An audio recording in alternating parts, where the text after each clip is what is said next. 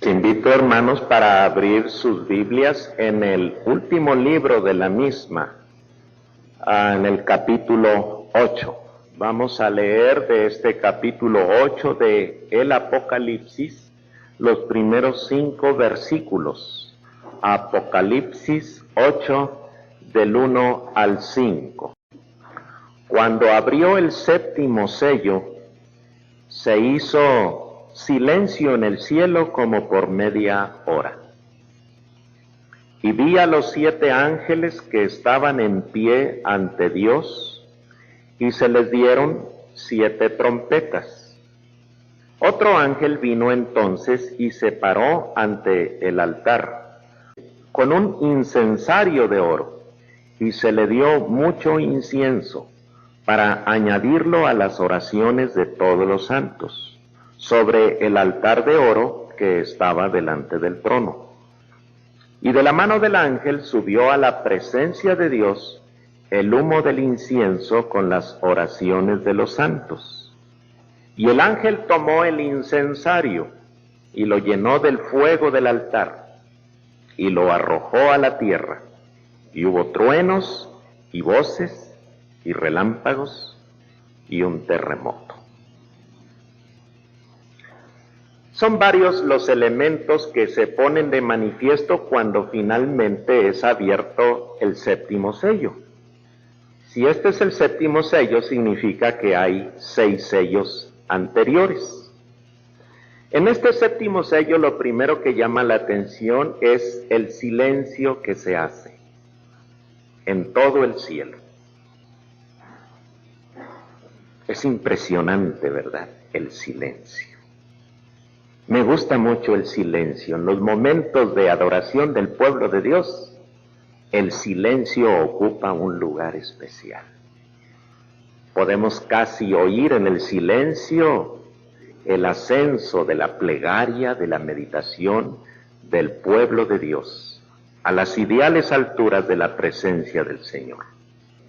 Luego tenemos las oraciones de los santos, que son llevadas hasta la misma presencia de Dios. Hay un ministerio especial que se encarga de tomar estas oraciones y hacerlas subir hasta que lleguen a la misma presencia de Dios.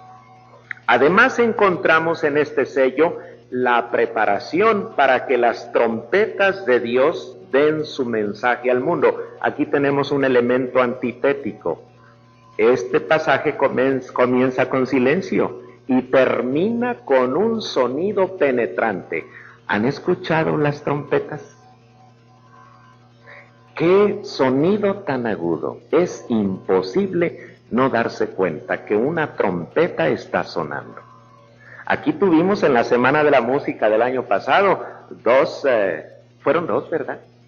Fueron 2 ejecutantes de trompeta, y cómo de veras disfrutamos la música especialmente creada para este instrumento por los grandes maestros de la música, pero cómo nos dimos de veras gusto escuchando los himnos de nuestro himnario también en el sonido de las trompetas. Y ya que después de nuestra consideración de esta noche no volveremos a ocuparnos de los sellos, conviene que hagamos un repaso de este tema. Ya dijimos que los sellos guardan secretos en el libro de Dios que solo pueden ser conocidos si hay alguien digno de tomar el libro y quitar los sellos. Ya en pasajes anteriores, el capítulo 6, estuvimos viendo de un rollo que se encuentra cerrado y que tiene mensaje escrito por un lado y por el otro lado, pero ese mensaje no se puede conocer porque ese rollo se encuentra perfectamente sellado. Ustedes conocen las cartas lacradas o los sobres lacrados. Se le pone allí una resina que cierra de una manera completa el sobre y por supuesto deja desconocido su contenido. Y solamente puede abrir aquel sobre la persona a la que va destinado aquel mensaje. Es imposible llegar a pensar que aquel sobre sea violado sin que la persona se dé cuenta. Solamente el destinatario tiene la autoridad para quitar ese sello, ese lacre, y de darse cuenta del contenido. Es algo semejante la figura que encontramos aquí. Un libro perfectamente cerrado, cuyo contenido nadie puede conocer. Y encontramos allí en este pasaje que solamente el león de la tribu de Judá, la raíz de Jesé, en otras palabras, el Mesías, nuestro Señor Jesucristo, es el único capaz, el único digno de tomar el rollo del libro e ir abriendo cada uno de los sellos para dar a conocer el contenido de este libro sagrado. Y la enseñanza que se nos da es que solo Cristo puede revelar de manera perfecta a Dios y los profundos misterios de su naturaleza.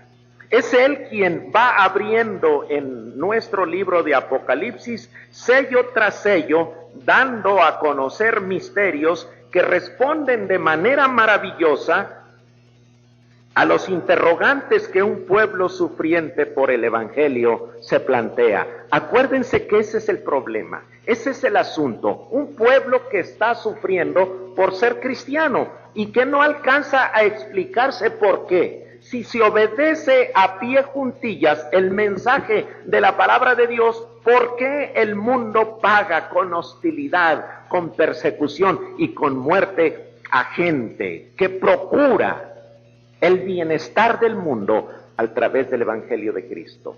Son interrogantes vitales, verdaderamente son problemas que deben ser contestados. Y así entonces nuestro Dios le encarga a Juan que dé el mensaje y descubra lo que va saliendo después de que cada sello va siendo abierto. El primer sello que se abre da como lugar la visión de un caballo blanco y su jinete. Y decíamos que el caballo blanco y el jinete de este caballo blanco representa o habla acerca de la victoria final del Evangelio. El segundo sello, con su caballo bermejo y su jinete, nos habla de las condiciones de separación y conflicto propiciados por el Evangelio.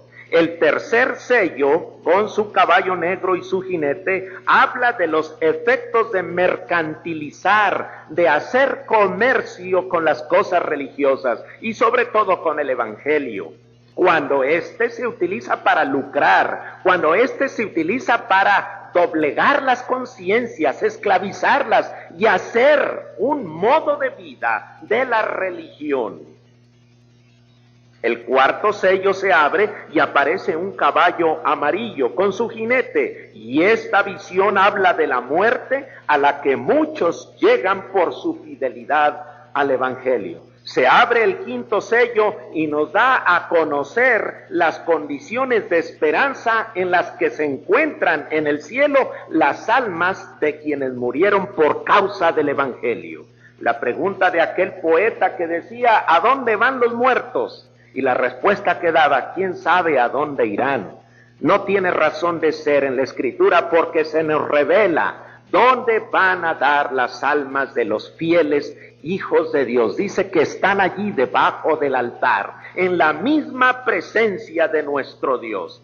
Sepámoslo, hermanos, queridos amigos, que cuando la persona, el creyente, muere, su alma va a pasar directamente a la misma presencia de Dios. Aunque su cuerpo quede en la tumba y finalmente se corrompa y desaparezca en el polvo de la tierra, el espíritu va a estar con Dios para siempre. Y como el espíritu tiene los señalamientos especiales de la personalidad, podemos decir entonces que personalmente el creyente está delante de la presencia de Dios. descarnado, por supuesto, porque su carne se queda en la tumba. Pero cuando venga Cristo otra vez, su espíritu acompañará a Jesús y su cuerpo se levantará incorruptible y se unirán otra vez el espíritu y el cuerpo que fueron separados por la muerte, y ambos en una unidad indisoluble ascenderán a los cielos para encontrarse con Jesús y morar para siempre con él. El sexto sello revela la destrucción que enfrentan quienes rechazaron el mensaje de salvación proclamado por el Evangelio de nuestro Señor Jesucristo. Y una secuela de este sexto sello es precisamente el contenido del mensaje que precisamente estuvimos considerando este mediodía. Nos habla de las condiciones perfectas de seguridad en las que se encuentra el pueblo de Dios, porque Dios conoce a los suyos, porque la adoración es una coraza protectora que nos libra verdaderamente de la destrucción. El séptimo sello, finalmente llegamos a él y no volveremos a tocar ya estos sellos, nos da un mensaje elocuente. El séptimo sello nos habla en primer lugar de la elocuencia del silencio de Dios. Dice el pasaje: cuando abrió el Cordero el séptimo sello, se hizo silencio en el cielo como por media hora. ¿Han asistido ustedes a alguna celebración en las que por alguna razón se pide un minuto de silencio? Se oyen por ahí los rumores y los pies que se mueven, hojas que se abren, libros, algo que se cae, suspiros, murmullos. No hay silencio completo. Se está escuchando el sonido de la calle, diferentes cosas están turbando el silencio. De todas maneras es algo impresionante, ¿verdad? Porque dentro del nivel de ruido, pues un minuto de silencio implica que baja considerablemente el volumen del sonido. Aquí se dice que se hace silencio como por media hora al abrirse el séptimo sello. Y este pasaje nos habla de la elocuencia del silencio de Dios. En algunos casos, tan importante o más importantes son los silencios que las palabras. Es mucho más importante ese momento de silencio cargado de significado que las mismas palabras que se están pronunciando, llevando ellas sí una multitud de significados explícitos. En la música, por ejemplo, abundan los silencios que hacen más bellos y significativos los sonidos.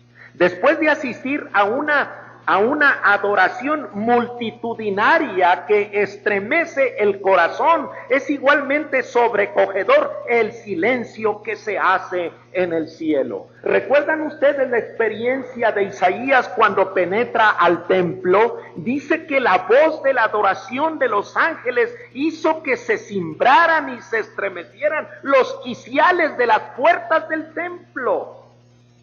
Yo recuerdo en una ocasión, en un movimiento de la tierra, en un temblor que se registró en la ciudad de Puebla, yo sentí el rumor de las paredes y de los vidrios y de las persianas haciendo aquel tremendo escándalo, porque se estaban estremeciendo. Allí en el cielo, en el capítulo 7, encontramos una multitud incontable de seres humanos que están alabando a Dios con todo lo que da su garganta, con toda la energía de su pecho, de sus pulmones, echando afuera el sentimiento que embarga los corazones ante la presencia del Dios glorioso y eterno, sentado en el trono, y al Cordero por la salvación que Él ha provisto. Dice la Escritura que rodeando el trono de Dios se encuentran los seres vivientes, los 24 ancianos, toda la creación angélica y todavía alrededor de aquella grande multitud de seres espirituales se encuentran millones de seres humanos glorificando el nombre de nuestro Dios y reconociendo toda perfección divina en el que está sentado en el trono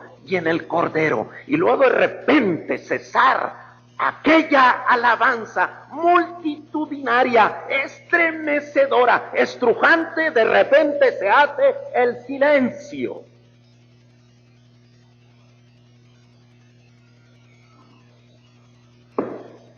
Qué tremendamente impactante es el silencio.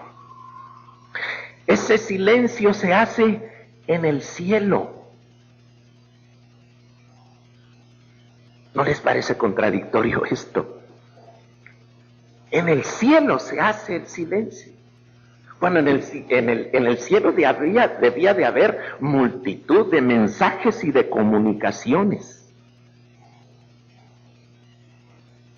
Y aquí tenemos, hermanos, unos momentos de enseñanza sublime. ¿Cuánto propician la meditación en las experiencias vividas los momentos de quietud y silencio que podemos procurarnos? Nuestra vida no es tan intensa como seguramente anhelamos que sea, porque no nos quedamos quietos, porque no buscamos momentos de silencio en que estemos meditando en todas nuestras vivencias para examinarlas desde diferentes ángulos de vista, perspectivas, facetas, significados, darle la vuelta, volver a darle la vuelta, analizar esto, investigar aquello, tratar de encontrar el significado de esto otro, en completo silencio.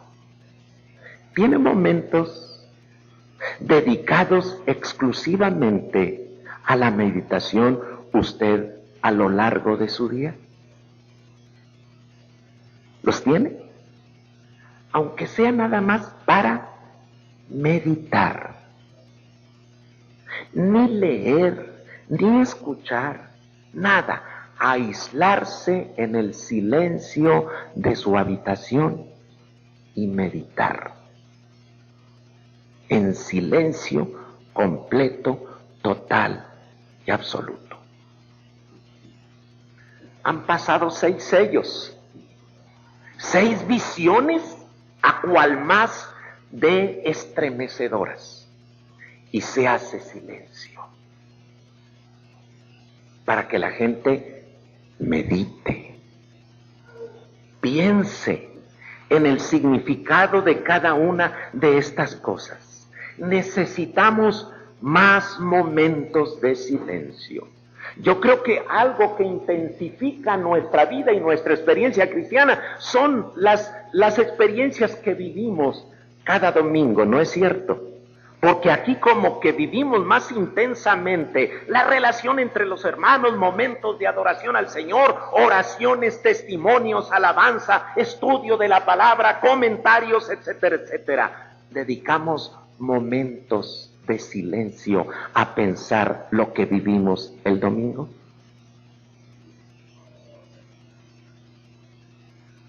¿Cómo necesitamos la disciplina de la meditación? Debíamos hacerlo.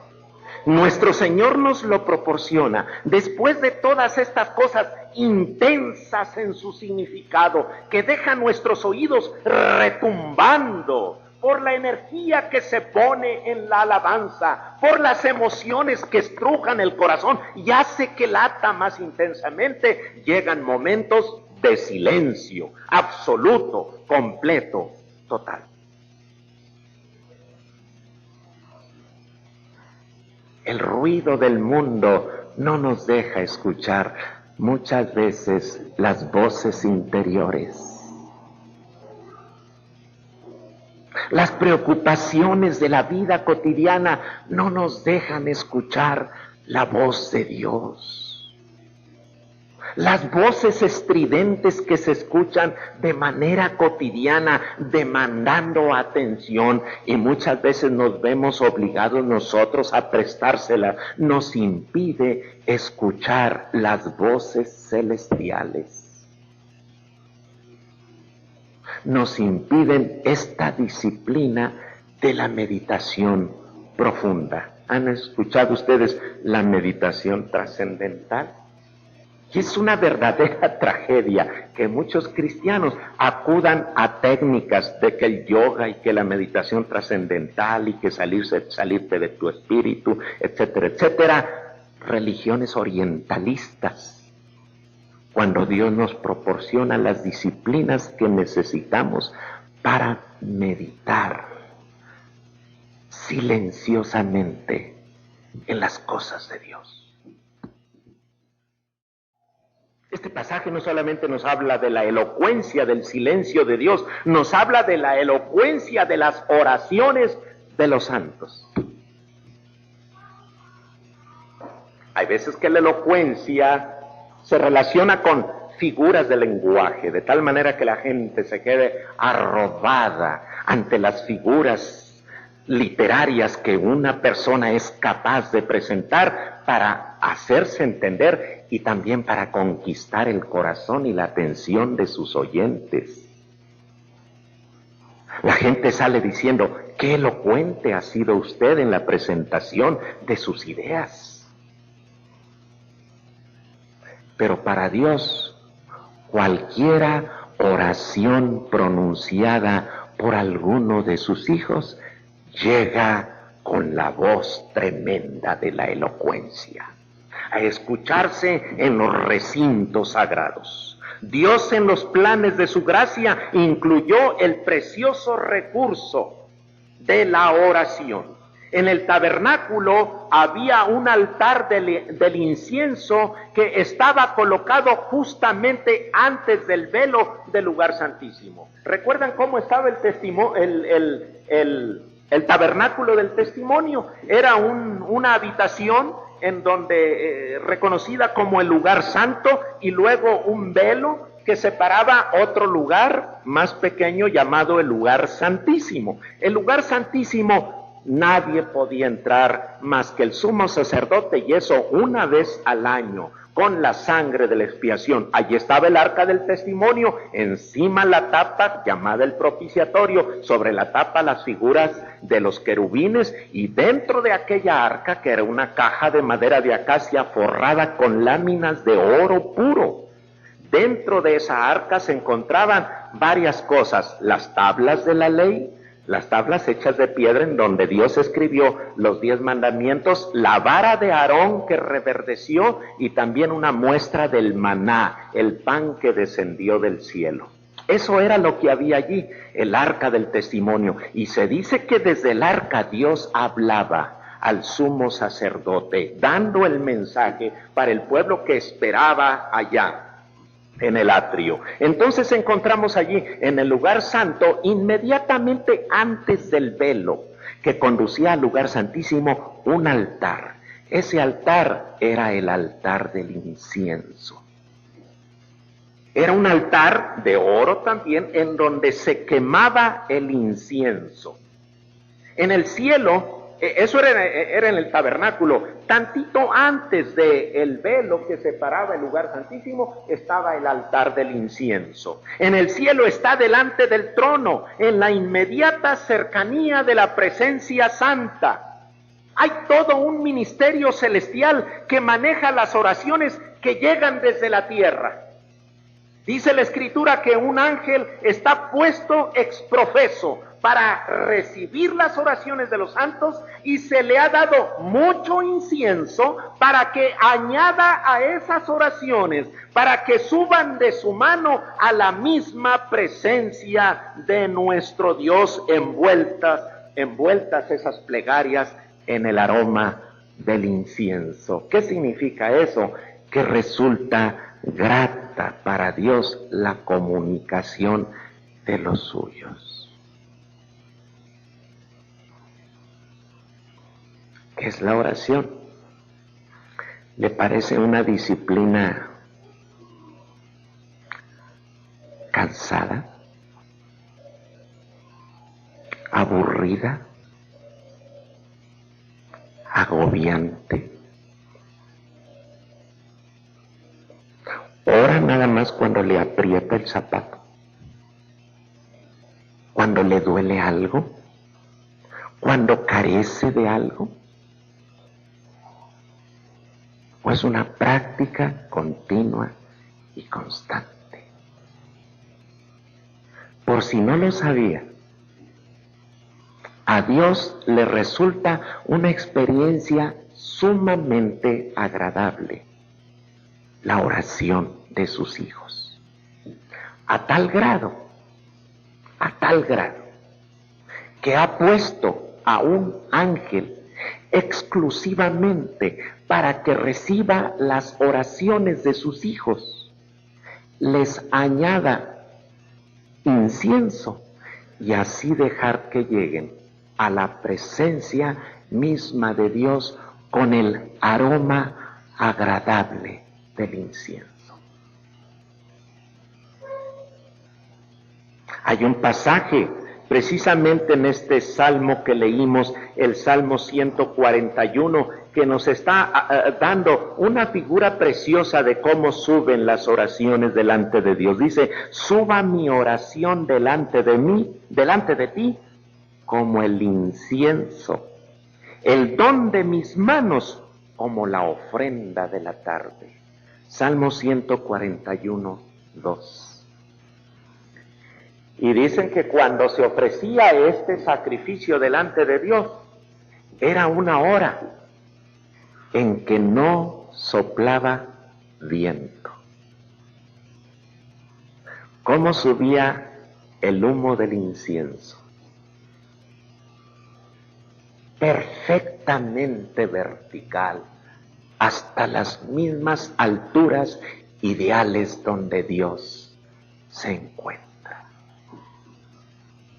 Y allí está el ángel, recibiendo las oraciones de los santos y añadiéndole el aroma agradable, que hace que delante de Dios las oraciones de los suyos sean verdaderamente un aroma que trae gusto y contentamiento para el corazón divino.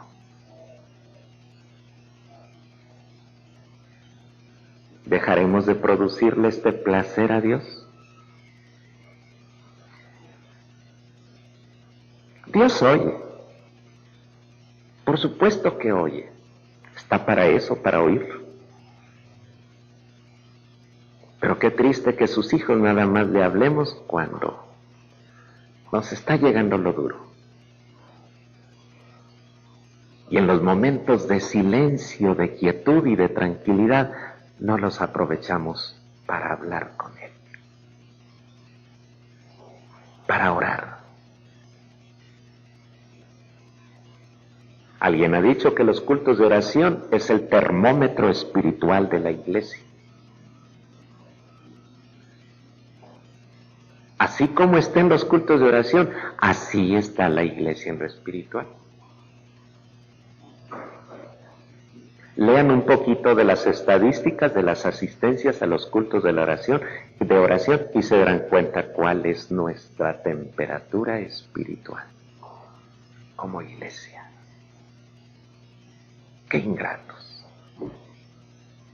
Cuando por cualquier razón que queramos invocar, le escatimamos a Dios el placer noble, justo, meritorio de escuchar nuestras oraciones. Cuando se queda por ahí mucho incienso que no fue usado, dice que se le dio mucho incienso, ¿no dice la Escritura así? Otro ángel vino entonces y se paró ante el altar con un incensario de oro y se le dio mucho incienso para añadirlo a las oraciones de todos los santos sobre el altar de oro que estaba delante del trono.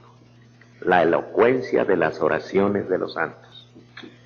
El séptimo sello no solamente nos habla de la elocuencia del silencio de Dios, la elocuencia de las oraciones de los santos, sino también nos habla de la elocuencia de la respuesta divina. El mismo incensario que fue instrumento que elevó las oraciones de los santos sirve para enviar la respuesta de Dios. Aquí tenemos la figura del ángel diciendo: y de la mano del ángel subió a la presencia de Dios el humo del incienso con las oraciones de los santos. Y el ángel tomó el incensario y lo llenó del fuego del altar y lo arrojó a la tierra, y hubo truenos y voces y relámpagos y un terremoto. La respuesta de Dios a la oración de los suyos. El ángel lo arroja a la tierra lleno con el fuego del altar de Dios. La oración conmueve al mundo y cambia las cosas. No continúan igual después de que el cristiano doblega su rodilla y ora. Las cosas cambian. El diablo le tiene más miedo a las oraciones de los santos que muchas ocasiones a la ortodoxia doctrinal, con que los santos pudieran presentar la verdad de Dios ante un auditorio. Es necesario orar intensamente para que el poder de Dios sea arrojado desde los mismos cielos a la tierra y produzca todos estos cambios en la faz del universo, para que de esta manera la presencia de Dios se llegue a sentir por causa de las oraciones de los santos. Y es una verdad incontrovertible que encontramos en la santa palabra de Dios. El mundo cambia y el universo va a ser transformado gracias al ministerio fiel de las oraciones de los hijos de Dios. Porque como respuesta de esas plegarias, Dios arroja el incensario que sirvió para elevar las oraciones hasta los cielos, lo llena del fuego del altar del Señor y lo arroja a la tierra, y allí produce los resultados para los cuales Dios lo envió. Dice aquí: y hubo truenos y voces y relámpagos y un terremoto. Se escucha la voz de Dios en los truenos y en las voces. Se ve la luz de Dios con los relámpagos que empiezan a cruzar los cielos, y se conmueven los cimientos mismos del mundo mediante el terremoto. Pero esto que dio lugar precisamente a que consideramos el séptimo sello, que dio lugar a que consideráramos la elocuencia del silencio de Dios, la elocuencia de las oraciones de los santos, la elocuencia de la respuesta de Dios. Este séptimo sello da lugar a las trompetas de Dios. Hay 7 trompetas tocadas por 7 ángeles. Y aquí tenemos otra visión preciosa del libro del Apocalipsis. Terminamos con los 7 sellos. Y ahora vamos a empezar a considerar las 7 trompetas de Dios, y nos estamos aproximando muy rápidamente a la multitud de figuras que a muchos los han metido en situaciones de confusión, de incertidumbre, los han deslizado hacia los terrenos de una escatología ficción, a unas cosas que hablan acerca de los fines del universo y del mundo, etcétera, etcétera, y en que las elucubraciones de los seres humanos están a la orden del día para hablar acerca de las catástrofes que han de caracterizar el fin de los tiempos. Dios nos conceda, y debemos de pedirlo al Señor en oración, que Dios con toda seguridad ha de escuchar y ha de mandarnos la respuesta que necesitamos.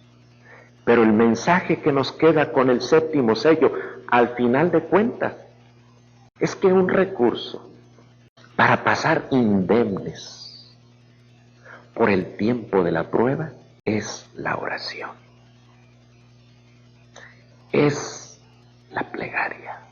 En algunas ocasiones, cuando un hermano nos dice: hermano, fíjese que estoy en esta situación, y le comunicamos la imposibilidad de ayudar de alguna manera concreta, Algún hermano nos dice, bueno, hermano, se lo estoy diciendo para que de perdida ore. Aunque de perdida ore, es lo máximo que se puede hacer, orar. Cuando un hermano nos dice, hermano, voy a orar por usted, bendito sea Dios. Eso significa que se va a tocar a las puertas del cielo. Eso significa que el incensario va a empezar a arder. Eso significa que el incensario se va a llenar del incienso proporcionado por Dios en cantidad abundante. Y eso va a acompañar la oración de intercesión de mi hermano, que me pone a mí en un lugar muy especial. Y esa oración va a llegar a las mansiones eternas. Dios la va a escuchar con agrado, no con displicencia, no con molestia o mortificación, sino al contrario, con placer, porque el Hijo suyo está reconociendo su poder y su soberanía y lo está invocando. El Señor se refería a un juez en la tierra que, molesto y mortificado ya por la insistencia de una mujer viuda que venía y le reclamaba que le hiciera justicia, lo pone como semejanza antitética con la paciencia y el gusto con que el Padre Eterno escucha las oraciones de sus hijos y les hace justicia, tan pronto como se cumplan los propósitos suyos para esa vida particular. Precioso séptimo sello.